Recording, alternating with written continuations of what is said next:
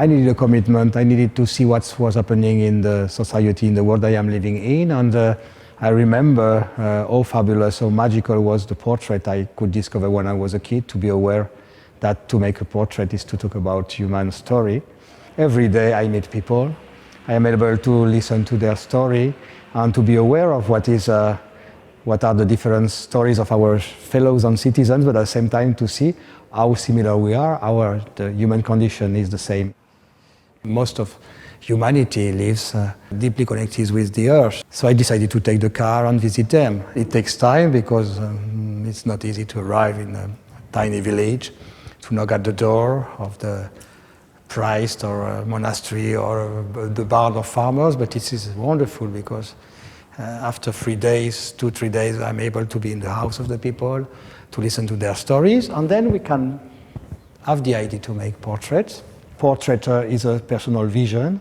It's not only the story of Maddalena or the story of Constantina. This is a reflection, this is a contemplation of their life, of their beauty, and to create another story about the human being so that the public is able to create its own story based on its own experience in life. In the industrial coal mining in northern of Spain, we know that in 5 years they will disappear. In this room you have 3 coal miners.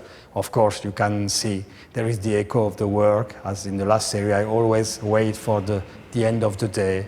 If they are coal miners or farmers, to have the echo, sometimes the dust, sometimes the grass. But I'm more interested in the character and the personality of each of them, on the physical aspect, of course. And for instance, here you have Armando. Armando, for me, is a guy very spiritual. He's skinny, he's silent, he observed, he's reserved. And I was very seduced by his personality. In this same room, you have Luis. Luis in an adventure. He's a guy like a Hollywood character. He's a guy sometimes rude, sometimes, but he's a guy who is challenged in life, so different from Armando. And then in the same room you have Miroslav. Miroslav is not Spanish, as Luis or Armando are. He's a guy who came as is Polish, and there is in Poland a very old tradition of coal mining. He comes very brave to set the mines in a more risky position with worse wages, but is the responsibility, is the captain of the ship. I know if the ship sinks, Miroslav will be still there, and I was seduced by this man, so responsible in front life. So you see the same social condition and the same work, but three human characters completely different. So that's what's so beautiful in portraiture. There is always in our society, and as I live in Western countries, in France and in Spain, always new groups that are threatened for political and social reasons. And they are there in the street every day. That's how I met Christophe, this man from Central Europe. All those people who come because of the collapse of the communist group, or because they are gypsy or Roms. And now some governments, as Berlusconi's government in Italy and even in France, they started to enforce laws against them, and I don't think it's right.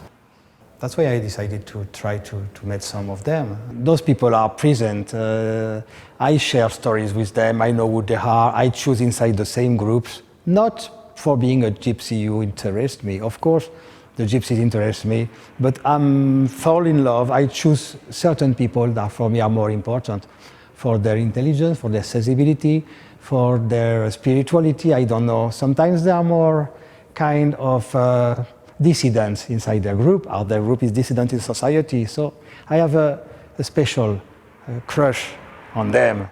I was in the house of farmers in Portugal, and one morning I woke up and there was a big fire. I don't mind if it was fire to have more acres of land, if it was the hand of the man or accident. I had no alternative but to take my cameras. And that's how this series started. In this room you have mostly fires, but this series includes force of the nature, as the wind, some clouds and streams of the sea.